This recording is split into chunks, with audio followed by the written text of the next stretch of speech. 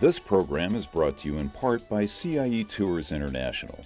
For over 80 years featuring all-inclusive tours and go-as-you-please value vacations throughout Ireland and Britain. CIEtours.com. And by Tourism Ireland, celebrating a special year in Ireland, The Gathering 2013. A year-long countrywide celebration of music, food, culture, and unique events. Ireland.com. And by... Today you'll find the Irish Americans where the need is greatest, giving time, money, talent, and concern to whomever needs it most, contributing as only the Irish can to the spirit of America. Mutual of America, your retirement company.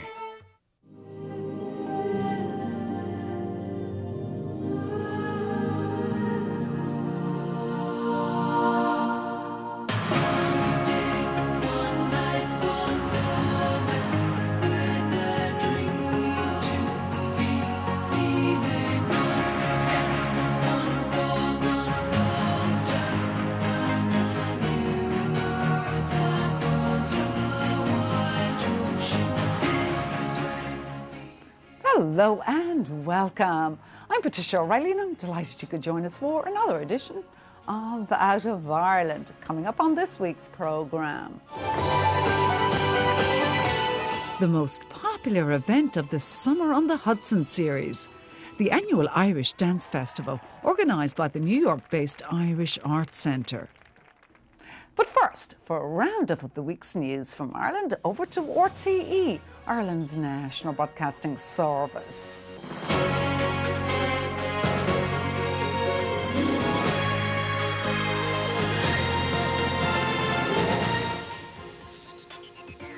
The Impact Union, which voted to accept the Croke Park deal, has warned that it will ballot for industrial action if the government imposes cuts beyond the latest agreement. And at the annual conference of the Irish Nurses and Midwives Organisation, it was clear from the mood of delegates that nurses are also prepared to go on strike. There was no mistaking the mood among nurses going in to debate the emergency motion. Well, it's very angry and it's very militant at the moment. There's no need for it to have come to this stage, but we'll send a very clear message to the government to back off. If they want conflict, we'll give them conflict. I have a mortgage. I have two young adults in third level education. I have no more to give, and I will give no more. I'm under horrendous pressure in work. We are very short-staffed. We are taking risks. I have two children. I run a home. I'm double jobbing at the moment to pay for college. I've no life.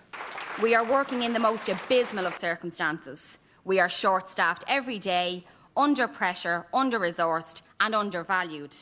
And now they want us to accept less pay. Well, delegates, we have said no, and no means no.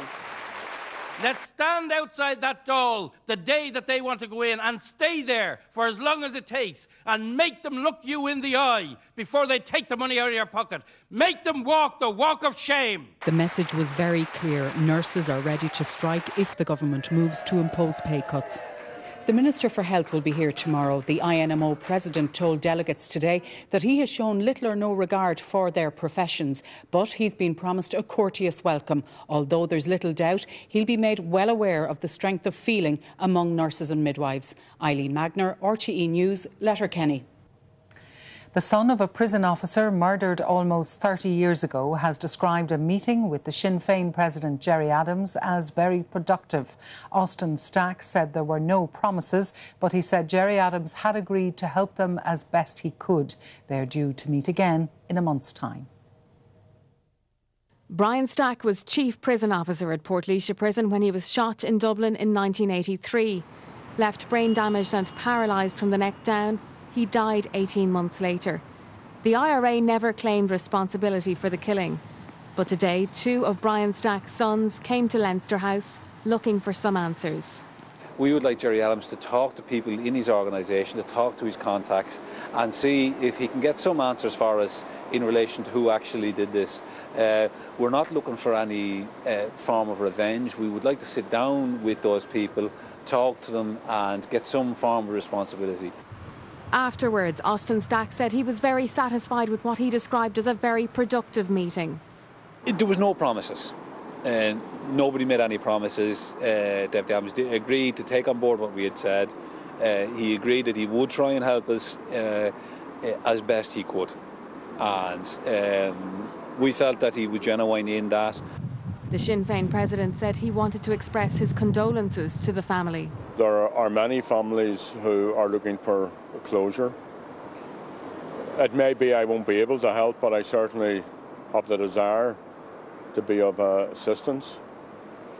And I think, given the comprehensive discussion that we had, we'll both go off and reflect, and then we'll meet again and see how we go forward from there.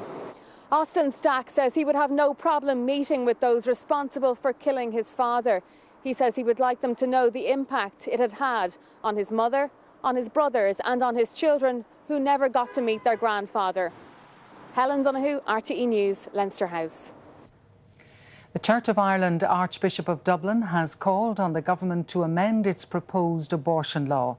Dr. Michael Jackson says the father of an unborn baby should be consulted. Over 500 members of the Church of Ireland gathered from all parts of the country for their annual synod, or parliament. One of their leaders said the Republic's proposed abortion law should be amended to ensure the father of an unborn baby is consulted by his pregnant partner's doctors as they consider performing an abortion on her. The consultation should happen, he said, when the pregnant mother and father know each other quite well. A senior legal expert in Dublin told RTE News that a married father might have a stronger legal claim to be consulted than an unmarried one. Meanwhile, here in Armagh, there was heated debate at the Synod on the role of homosexual members within the Church of Ireland. The Church's only openly gay clergyman spoke of several deceased gay clergy. Some of them by alcoholism, some of them by spin-offs of mental health issues, and some of them by even more tragic ends. But a proposal to exclude openly gay people from a church committee discussing gay ordination and marriage won support from some. Well, I think as far as the church is concerned, they're sticking by the biblical teaching, and I don't think we should move any further than that. Joe Little, RTE News, Armagh. Dust deposited in the old library at Trinity College in Dublin is accelerating the deterioration of more than 300,000 books and manuscripts held there. That's according to new research into dust levels in the 300-year-old building, which attracts almost 500,000 visitors each year. They've been dubbed the shelves of shame. And this is why. Decades of dust devoured.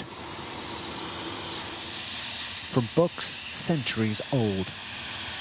The levels of dust can be as high as a centimetre with the fibrous material in the corner of the heads of the books, and about 2 millimetres of dust over the rest of the books.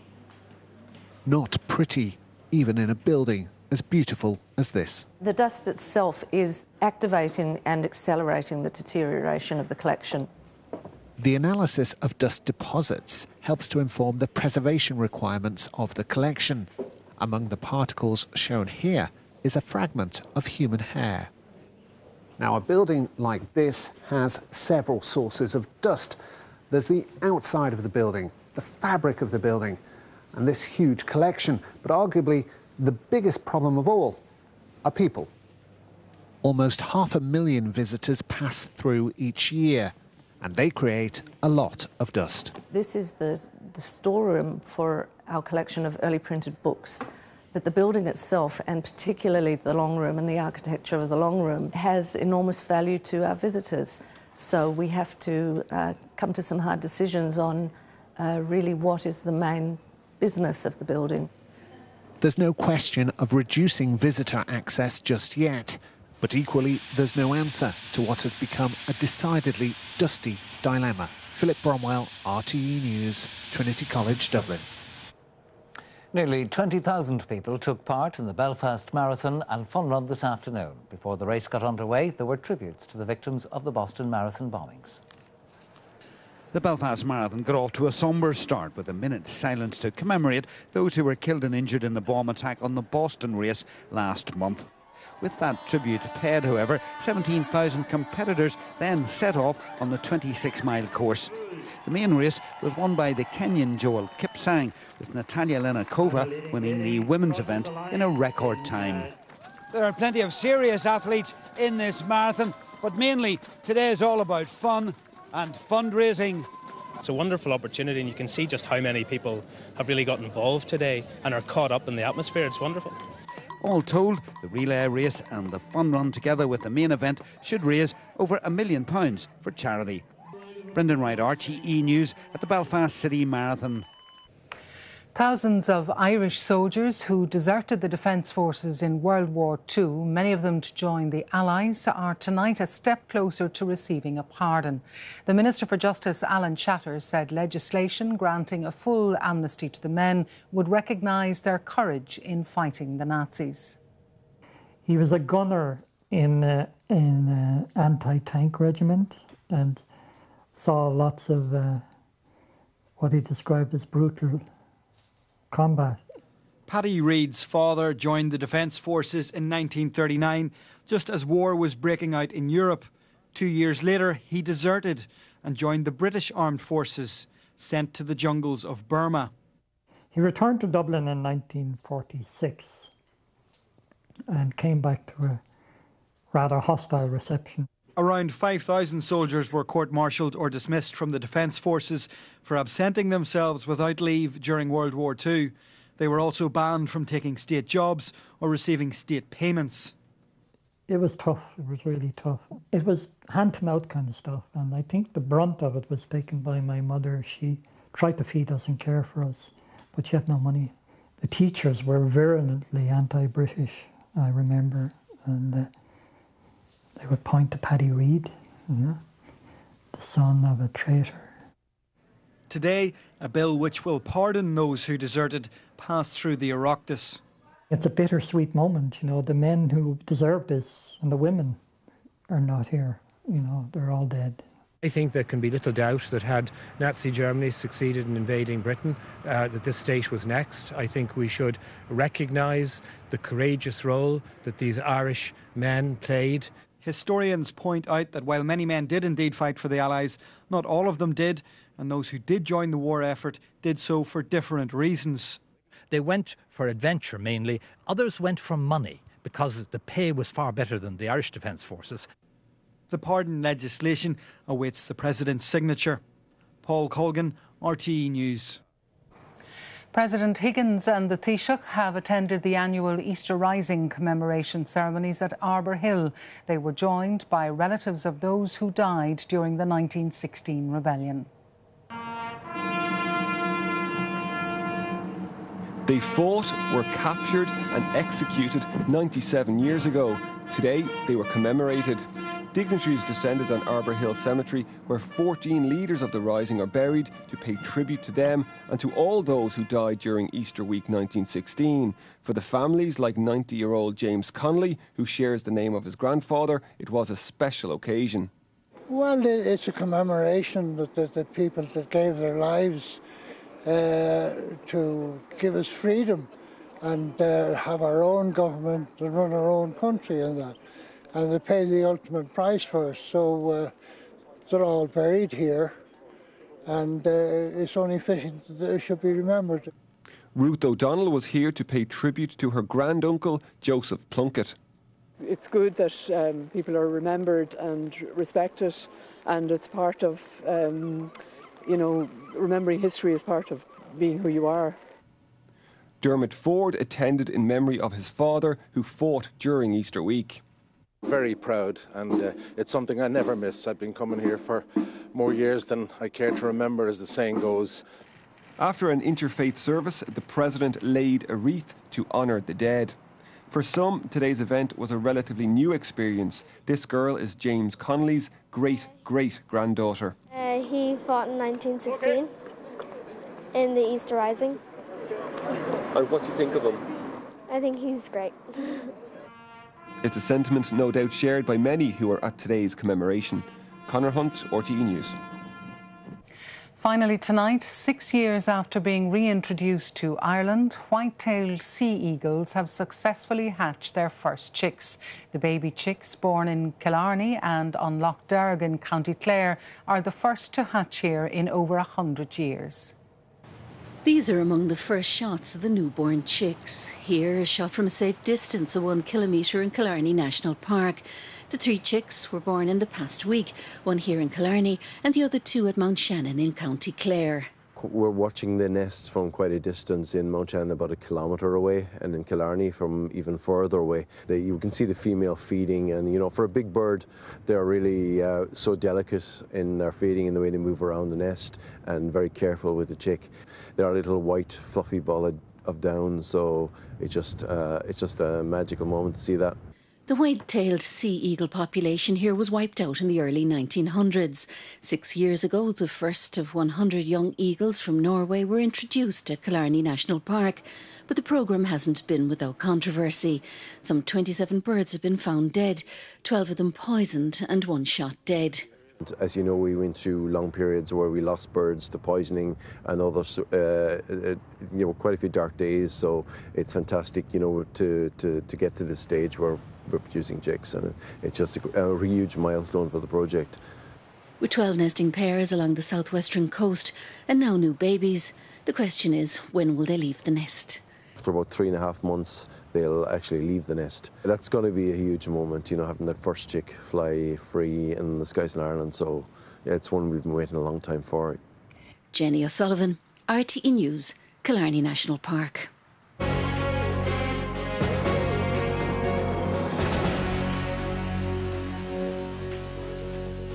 The news from Ireland was, as usual, brought to you by RTE, Ireland's national broadcasting service.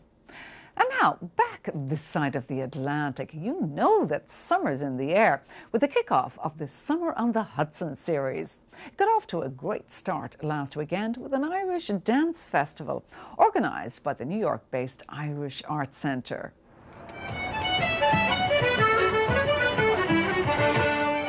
A beautiful Sunday afternoon in New York City.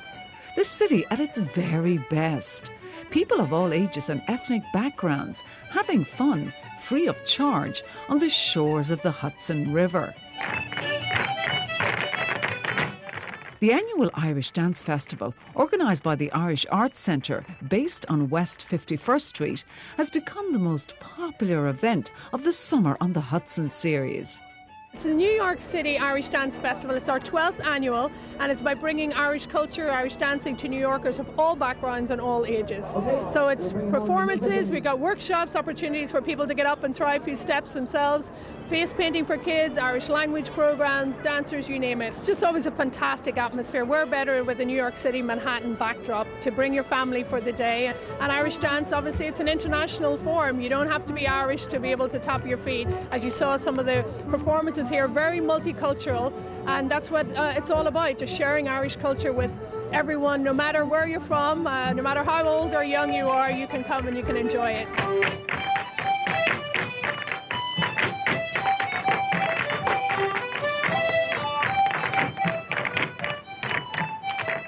During the course of the day, some 5,000 New Yorkers dropped by the dance festival. They were treated to displays of the best of Irish dancing, performed by the top dancers and dance schools in the New York area.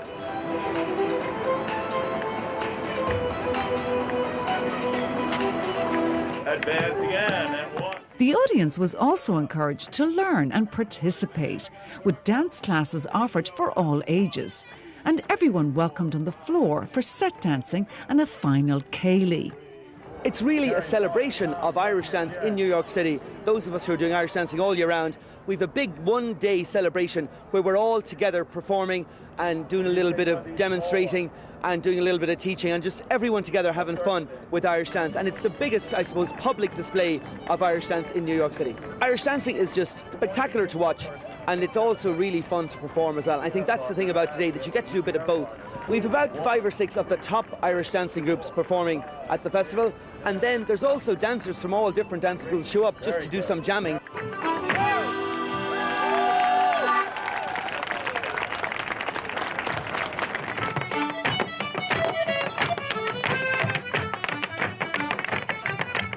It's a great day for dance and for traditional music.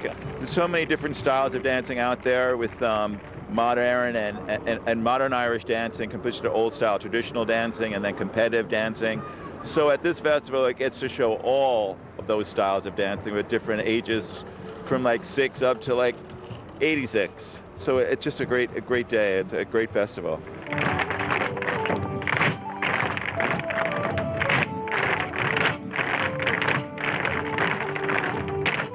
The real stars of the festival again this year was the Celtic Dreams Irish dancers from PS 59 in the Bronx. This troupe of 36 dancers between the ages of 7 to 14 charm audiences wherever they perform.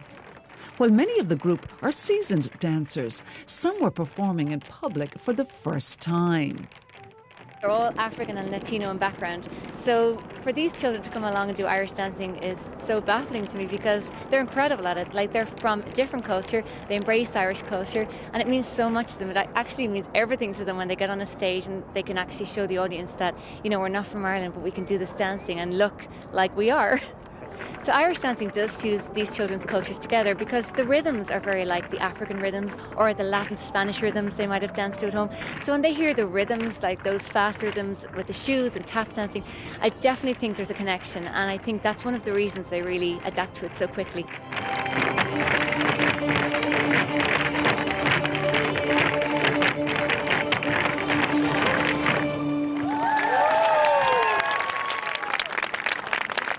What was it like dancing here today?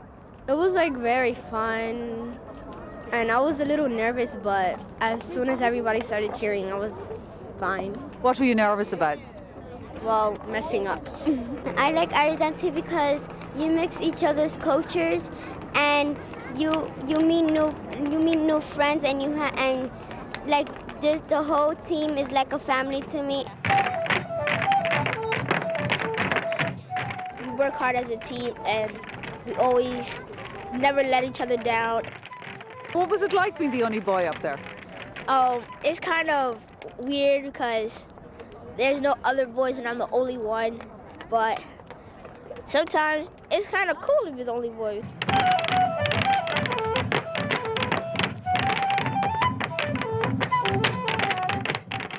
I practice like 1,000 times because first we practice in the school, PS 59, and then when I get back home, I keep on practicing. I'm practicing with my sister Jasmine. 1, 2, 3, 4, 5, 6, 7. 1, 2, 3. 1, 2, 3. 1, 2, 3, 4, 5, 6, 7. 1, 2, 3. The all-day festival had a jam-packed schedule featuring various styles of Irish dancing. One of the most unique was the sean-nós dancing and Irish rap offered by Tura Artura. Born in Zimbabwe, he is now living in Ireland and has become a performer and teacher of sean-nós, or old-style Irish dance, and a Gaelic scholar and speaker.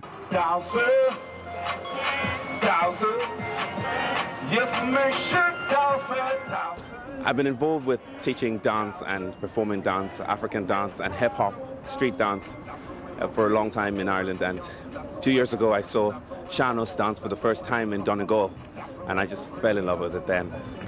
I just saw a lot of my own ancient African tradition within sean-nós, and I could see that I could make it a part of who I am and who I can be within Ireland.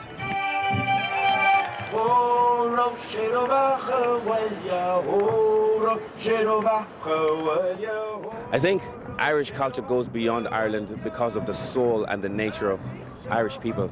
The crack is universal, and the Irish people can really connect with people from all over the world.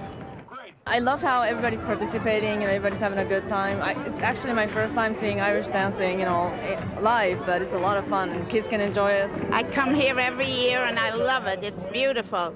And my little granddaughter dances here every year and she's very, very good and I'm very proud of her. Did you enjoy yourself? Yeah, I love coming here and dancing and seeing all the people enjoy us dancing.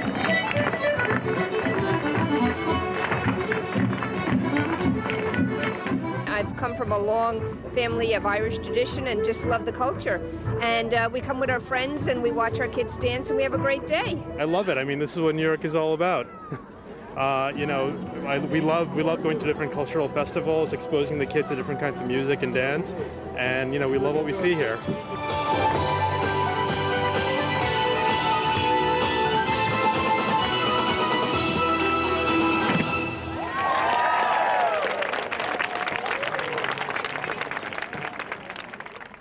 What a great day there at the Irish Arts Centre's annual Dance Festival. Well, that's it for another week here on Out of Ireland. And don't forget to join us at the same time next week. And if you'd like more information, you can visit our website at outofirelandtv.com. But for now, from all of us here, I'm Patricia O'Reilly. Take care, and we'll see you soon.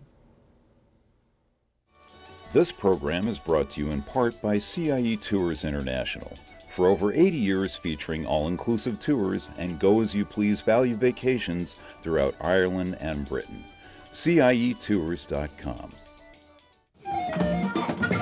And by Tourism Ireland, celebrating a special year in Ireland, The Gathering 2013. A year-long countrywide celebration of music, food, culture, and unique events. Ireland.com.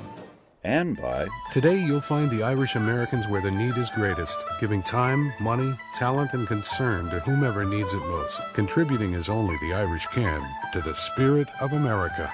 Mutual of America, your retirement company.